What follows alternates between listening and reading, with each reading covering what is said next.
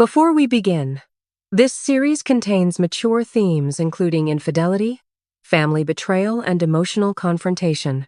Viewer discretion is advised. Disclaimer: this is a fictional narrative for educational and entertainment purposes. All legal strategies should be discussed with licensed attorneys in your jurisdiction. If you're experiencing similar situations, please seek professional support. My grandmother looked me straight in the eye and said, "Your father didn't just protect you from Dylan. He'd been protecting you from Bethany for 10 years. She slid a folder across the cafe table. Inside were bank statements, canceled checks, and a letter in my father's handwriting I'd never seen. "Bethany's boutique sits on property you own," Elodie said quietly. "She's been operating rent-free for 11 months. That's $43,000 she owes you." I stared at the documents, my mind reeling. "But there's more," my grandmother continued. "Something your father made me promise not to tell you unless it became absolutely necessary. Something that happened 10 years ago that explains why he structured the trust the way he did." Everything I thought I knew about my family was about to shatter. 2 days ago, I discovered my husband Dylan in bed with my sister Bethany. His first words were, "This house isn't even yours." My best friend Olivia helped me dig through Dylan's financial records. We found 11 months of hotel charges that matched Bethany's Instagram posts. They'd been documenting their affair like a travel blog every Thursday at 7:43 p.m. for 47 weeks. Then I found my father's trust documents in his desk. Willow House was never marital property. It was protected in an irrevocable trust created 3 months before my wedding. And Dylan had signed a post-nuptial agreement with an adultery clause that stripped him of everything. But Olivia suspected there was more. She told me to look deeper. Now let me tell you what I discovered. The morning after finding the trust documents, I called the attorney Olivia had recommended, Sloane Park. Her assistant scheduled a consultation for that afternoon. I spent the morning photocopying every document, uploading digital copies to secure cloud storage, creating a file system that would make any lawyer proud. When I met Sloane that afternoon, I came prepared. She was younger than I expected, maybe 40, with sharp eyes and an expression that suggested she'd seen every manipulation tactic in the book and had counters for all of them. Her office was minimalist and efficient. Glass desk, leather chairs, walls lined with law books. I laid out everything on her conference table. The 3 photos from the day I discovered them. Dylan's credit card statements showing 47 hotel charges. Bethany's Instagram posts with matching dates and geotags. The Valentine's Day receipts. The trust documents. The post-nuptial agreement. My father's handwritten note. Sloane reviewed everything in silence, her expression growing more focused with each page. Finally, she looked up. "This is the most well-documented infidelity case I've seen in 15 years of practice," she said. "And the trust structure is brilliant. Your father was either very paranoid or very prescient." "Both," I said quietly. "Here's the bottom line," Sloane said, pulling out a legal pad. "Your father created a trust that makes Willow House yours alone, separate property, not marital. Dylan signed a post-nuptial agreement 5 years ago that says if either of you cheats, the cheater gets nothing. And you have overwhelming evidence of an 11-month affair. So what happens now?" I asked. "Dylan walks away with nothing," Sloane said simply. "No house, no spousal support, nothing from the trust. If he's smart, he'll accept reality and this divorce will be quick. If he fights," she smiled slightly, "we bury him with evidence." She made notes. "But I need to ask, what else did your father own? Any other properties? Business interests?" I thought about Bethany's boutique, about the building she operated out of. My father had a small property management company, Hart and Associates. But Dylan told me it was sold before Dad died. Sloane's eyes sharpened. "You thought, or you know?" "Dylan handled the estate paperwork," I said slowly. "He said it was too painful for me to deal with." "I think you need to talk to your father's attorney," Sloane said. "Or his accountant. Anyone who had direct knowledge of his assets. Because if Dylan was handling paperwork, there's a chance he's been lying about more than just the affair." I sat in my car outside Sloane's office and called my grandmother Elodie. She was the family matriarch, sharp, elegant, and brutally honest. If anyone knew the full extent of my father's estate, it would be her. Darling, she answered warmly. How are you holding up? I need to talk to you about Dad's estate, I said. About properties he owned. About the business. There was a pause. A long one. I was wondering when you'd ask, Elodie said finally. Can you meet me tomorrow morning? There are things you need to know. Things your father made me promise not to tell you unless it became necessary. My stomach dropped. What things? Not over the phone, Elodie said firmly. Tomorrow. 9 a.m. Harborview Cafe.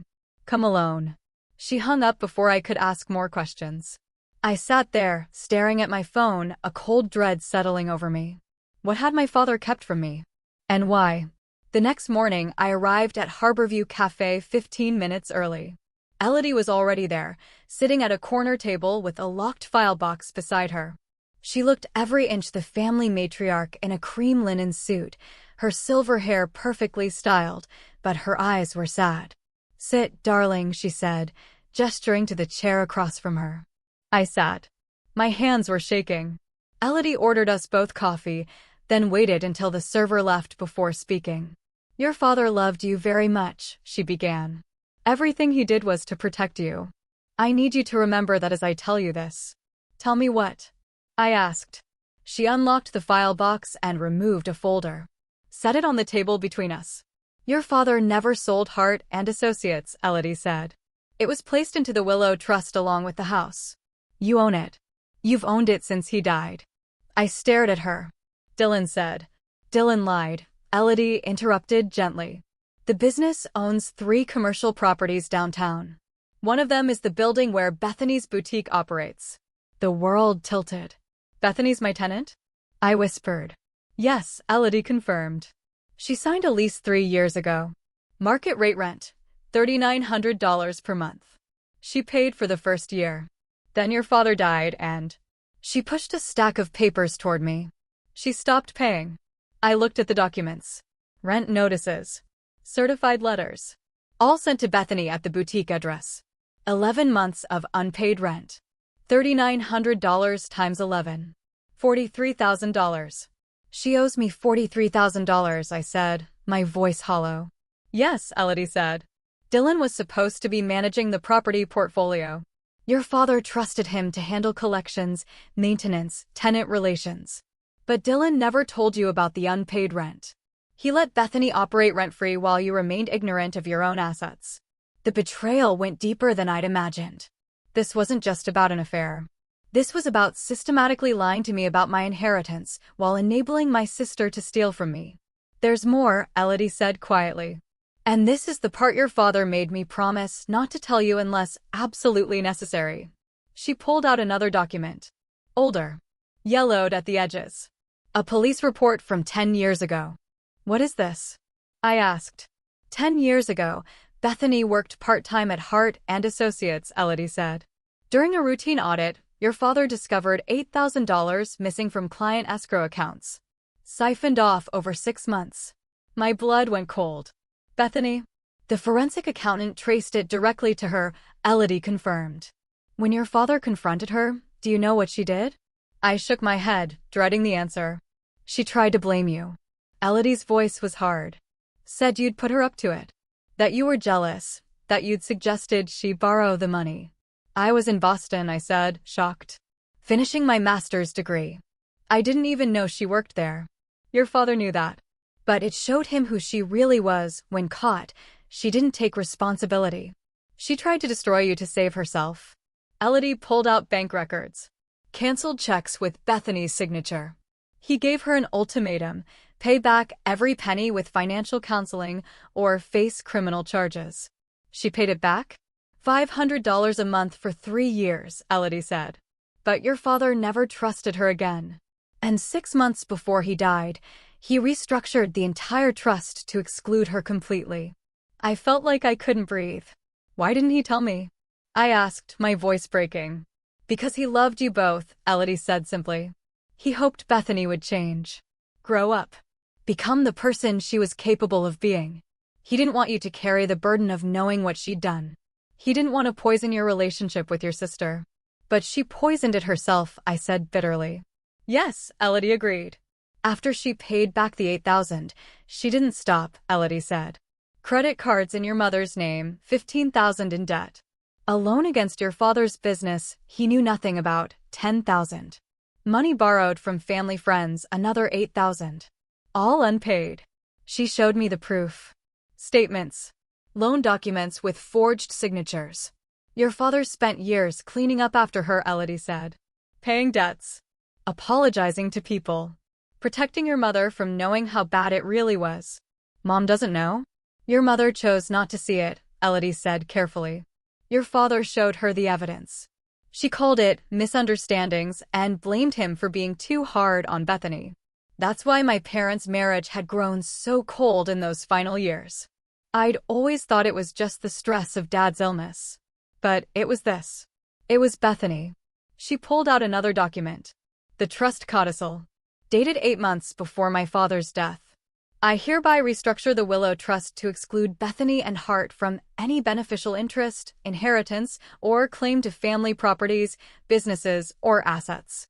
This decision is made not in anger, but in protection of the family's financial integrity and in acknowledgement of past breaches of trust that demonstrate a pattern of behavior incompatible with fiduciary responsibility. Everything went to you, Elodie said. The house, the business, the properties. All of it. Because your father knew that if anything happened to him, Bethany would come after the inheritance. So he made it legally impossible. I sat there, drowning in revelations. My sister had stolen from our family business. Had tried to frame me. Had been quietly cut out of the inheritance, not out of cruelty, but out of necessity. And I'd never known. Your father didn't just protect you from Dylan, Elodie said. He'd been protecting you from Bethany for a decade. I gathered all the documents Elodie had given me and drove straight to Sloane's office. She reviewed everything with growing intensity. This changes the entire case, Sloane said finally. This isn't just about adultery anymore. This is about a pattern of financial misconduct, fraud, and manipulation spanning 10 years. What does that mean legally? I asked. It means we have leverage, Sloane said. The boutique lease? She's in breach. You have grounds for immediate eviction. The unpaid rent? You can sue for back payments plus interest and penalties.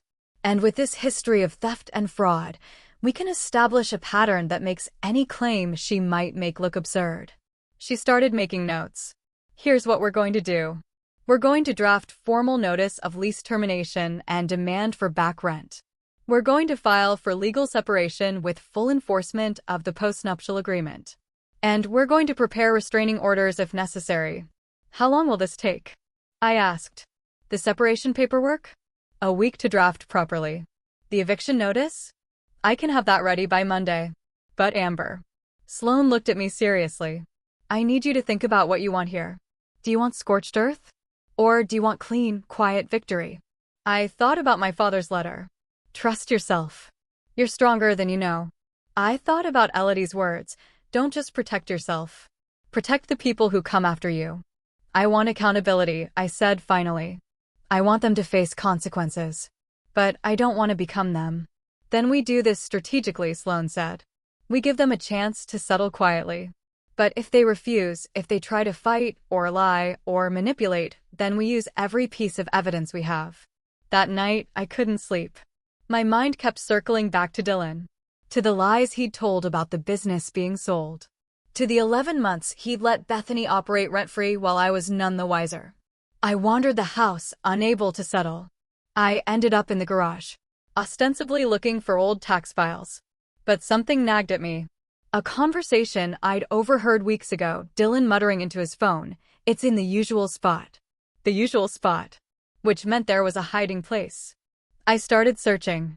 Behind paint cans. Under workbenches. In tool chests. And then I found it. A shoebox. Tucked behind a stack of old magazines on the highest shelf. Inside, a burner phone with months of texts between Dylan and Bethany. Hotel receipts printed and filed by date, organized like a tax return. Selfies from their dates, both of them smiling at the camera in hotel rooms. And tucked in a velvet pouch, a ring. Delicate silver band. I turned it over and my heart stopped. Engraved on the inside, BH forever. Bethany's initials. This wasn't a spontaneous affair. Dylan had commissioned a ring, had planned a future. With my sister. I photographed everything. Every text. Every receipt. Every photo. The ring from multiple angles, making sure the engraving was visible. Then I put it all back exactly as I'd found it. They had no idea I knew. And I wanted to keep it that way. I sat in the garage for 35 minutes after replacing the shoebox, my back against the cold concrete wall. My mind kept circling back to the ring. That delicate silver band with Bethany's initials engraved inside. Dylan had commissioned that. Paid for it. Chosen it specifically for her. That wasn't a moment of weakness. That was a declaration of intent. I thought about all the times I'd defended Dylan to my friends. He's just stressed about work. Marriage is hard for everyone. I'd made excuses for his distance, his late nights. And all the while, he'd been building a future with my sister. I pulled out my phone and looked at the photos I'd taken. The receipts.